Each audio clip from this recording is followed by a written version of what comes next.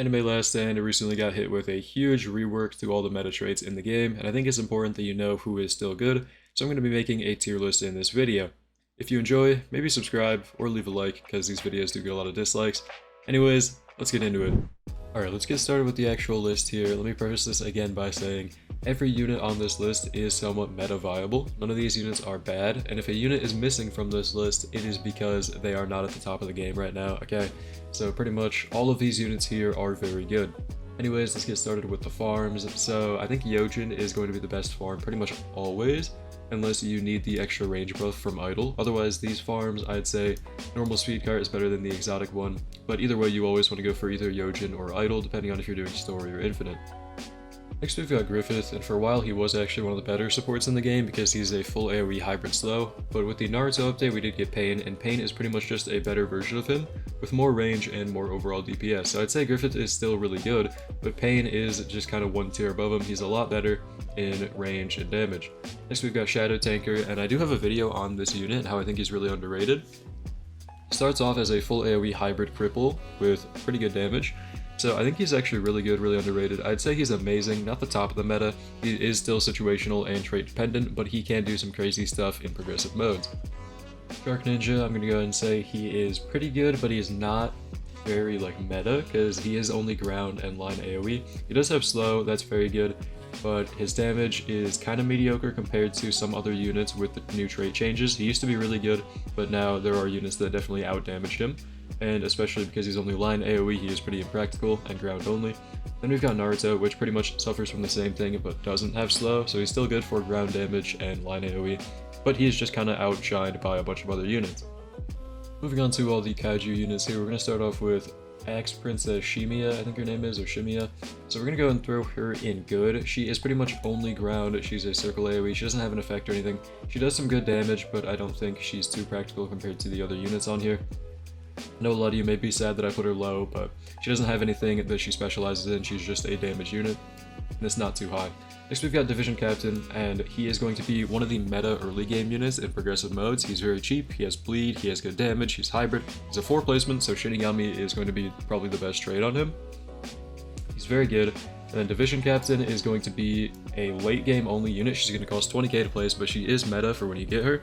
She's going to be a great boss killer. She is a heal unit, so she hits airs on placement, and she can do some crazy damage with the right trait, and got especially buffed after this update because single placement units kind of got buffed with the new glitched Overlord and Avatar changes.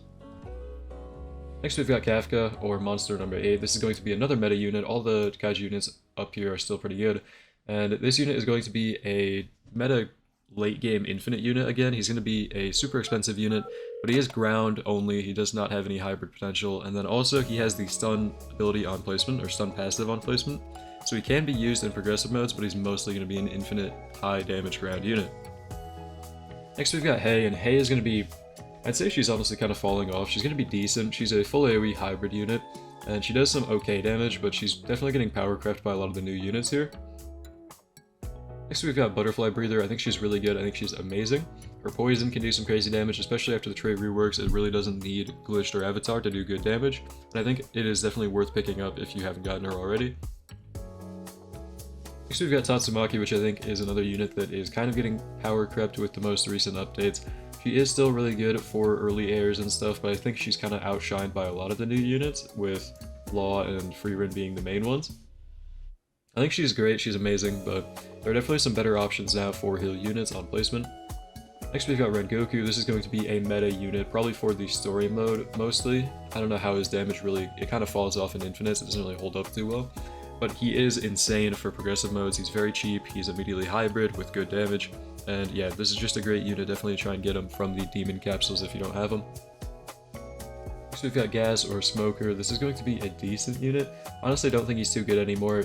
Compared to the new meta, he's kind of falling off. He used to be really good with the old trait changes, but I don't know. He really only was ever good with Shinigami, because Glitch, Avatar, and Overlord are kind of bad because he's a 4 placement.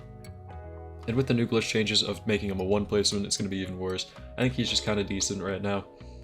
Next we've got Sleeping Thunder, I think his name is, or Zenitsu. He's also going to be decent. He's got his little Electrified going for him, but his damage is kind of mid. He doesn't have the best AoE.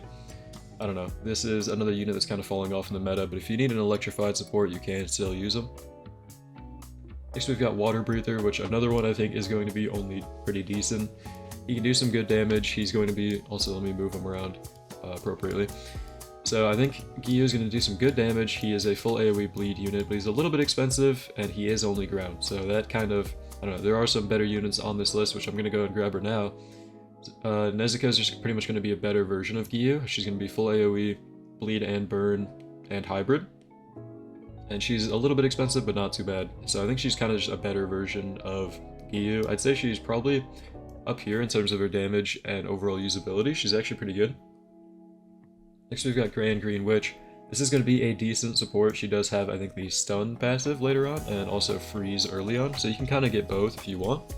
So she can do some good supporting slowdown, but I don't know, her damage is not very great, her AoE is not very great, it's just kind of a circle AoE. And she is very cheap, you can definitely use her as a support. There are going to be better options. Speaking of better options, we now have Blue Admiral. Blue Admiral is going to be a full AoE hybrid freeze unit. He's pretty cheap. I'd say he's still very good as a support, but I don't know, his damage is really falling off. He's really only usable with his freeze. Next we've got Law, and Law is going to be probably top of the meta on this list. He is good in both progressives and infinite stages, because in infinites he has his ability called Room, and in progressive modes he has very good hill damage, and he's very cheap. If you don't know how Room works, it's going to teleport pretty much all the enemies in his range back to the very beginning of the map. I definitely recommend getting this unit while you still can in the summer event. He is one of the top of the game right now. Next we've got Doflamingo, which is going to be another support. This unit is kind of mid. He is a ground unit, later becomes a full AoE hybrid fear unit, I think. Fear is his passive. He is one of the only fear application units in the game. The other is Android 21, and she's really falling off because of her damage. I think he is really... He's usable, but he is really mid himself. I'd say he's probably about here in terms of like how much you should use him. I mean, he is really only good in infinites with the fear passive. Otherwise, his damage is really mid. He's not the best for progressives, and yeah, he's really only good as an infinite support. Next we've got Shadow. This is going to be another meta unit. He is crazy, full AoE, insane damage. He has a nuke on his second to last upgrade that is 500 mil, and then a nuke on his last upgrade that is 5 bill and hits everything on the map. He's going to be an insane unit for progressive stages. If you can get him up to that 500 mil nuke, you can pretty much wipe out any boss. I'd say he's right below Law in terms of... Well, it's really close. I'd say they're kind of equal, but both of them are just very good. You definitely want to get both of these. They are complete top of the game right now. Scarlet Fairy, or Erza, is another summer unit. She's actually really good. She has 100% crit, if I remember correctly. That's kind of the one thing she has going for her, is just her crazy damage. She is hybrid, but only a cone AoE. I think she's definitely worth picking up. If you get a good trait on her, like Glitch or Avatar, she's very good. I'd say she's amazing, her damage is really good, but she's not the top of the meta right now. Next we've got Ice Elf Emperor, which is going to be a cripple support. He is hybrid, but only circle AoE. So he's kind of just a support. I'd say that there are way better options in terms of cripple application. And I think he's just good right now. I'd say he's probably about here. He is just going to be only a support pretty much. His damage is okay, but it's kind of mid compared to the ones up here. You only want to use him for his cripple. Jotaro Over Heaven is sadly kind of falling off. His damage is not as good as it used to be. He is still a cheap ground unit with a time stop at max upgrade, so he is still decent. I'd say probably right about here in terms of how much you should use him. And if you're going to use him, probably really only for his time stop, because there are a lot of better options for pure damage that are cheaper and better. That same reason of being pretty much only a time stop unit, I'm going to throw Gojo right up here as well. So Gojo is a hybrid unit that at least helps him more. He is a full AoE hybrid unit. He is still pretty cheap, and he has that time stop at final upgrade just like Jotaro does. So I'd say they're both kind of just only usable for the time stop right now. They're falling off in the meta. Next we've got Skull Knight, which I think is another amazing unit. This unit actually has some really good damage, especially after the trait changes. He benefits a lot from having Overlord, Avatar, or Glitched.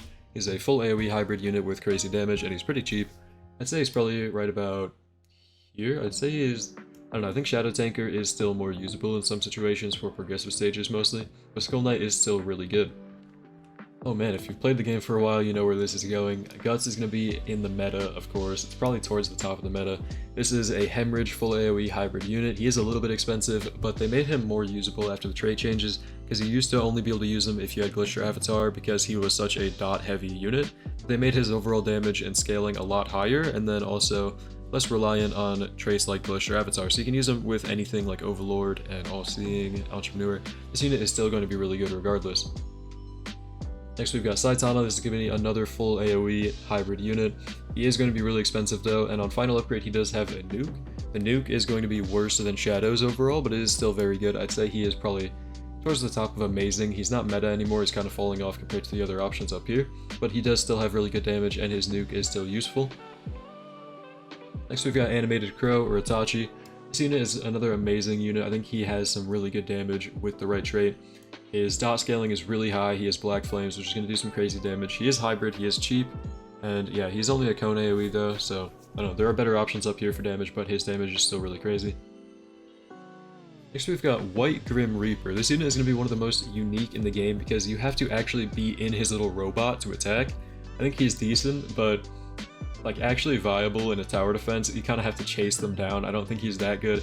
He has some crazy damage, don't get me wrong, like single target he can definitely wipe out some bosses. You have to actually like play as him, which is really weird and not too viable for like overall convenience. I don't know. I'd say he's probably right about here in decent. He still does some insane damage. I'm definitely not saying this unit is bad, but he is really, really weird. Anyways, we've got Shanks next. Shanks is going to be another amazing unit, probably meta, honestly. Bottom of the meta because he is situational. You can really only use him in Infinites, but in Infinites he is crazy. He's a full AoE unit with a dot, which is going to be Conquerors, and that is pretty much going to stun and poison anybody in his range. He is a great support and great damage dealer for Infinites, full AoE hybrid, but he is a little bit expensive, so he's not very usable in story mode. Next we've got Freewind, which is going to be another meta unit, probably right about here. She's going to be meta for progressives mostly. She's not really going to do much in Infinites, but she is a very good, very strong, cheap hill unit for progressives. She has the Electrified passive, and you really don't need a crazy trait on her to use her. She is just very good with her base damage. Next we've got, oh man, two other meta units. Okay, we've got Garo, which is going to be a meta support. He is going to be a full AoE cripple unit. He's very cheap, very early hybrid damage for story modes. And then in Infinites, he still has his full AoE cripple, which is going to help out for support. I think he's meta, and I'd say he's honestly probably a little bit higher than these two right here for overall viability. And then we've got finally Sun Jinwoo, which is going to add another row to the meta here. So this unit is going to be a bleed unit, a cone AoE hybrid. And he does have an ability where he's pretty much going to steal the souls of anybody in range and then get stronger. He can buff his base damage, which is going to make him viable in Infinites. The longer it goes on, the more damage he can steal. Overall, he is still really good, but pretty much only going to be the best in Infinites. He's kind of like the same thing as Shanks, where you kind of only want to use him in Infinites, but he is still really, really crazy. Anyways, this is pretty much all the units ranked. Let me go ahead and add the finishing touches. I think I ranked some of them lower than they should be, just while placing them in their tiers.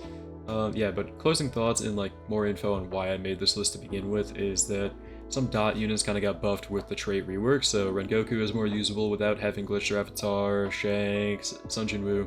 Glitched Guts is no longer the only viable way to have Guts. You can have them Overlord or All-Seeing.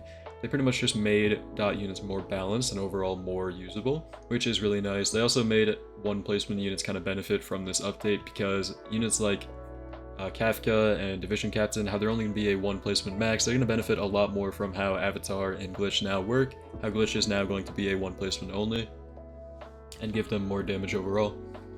I think this list looks alright. There are probably a few things that I'm not really noticing that I probably should move around. Yeah, I think I'd probably move Jinwoo and Shanks down to Amazing, just because if they're only usable in Infinites, they're not going to be the best in the game. Then I'm going to probably put Kafka above Division Captain, just because his damage is so much higher. I think that is actually the final list. Let me know what you think about it in the comments down below. I think it is pretty alright. Definitely don't think that the good and decent units are bad, because as I said earlier, every unit on this list is very good and usable, especially if you get a good trait on them. Anyways, thank you for watching. I hope you enjoyed. Hope to see you in the next one, and have a great day.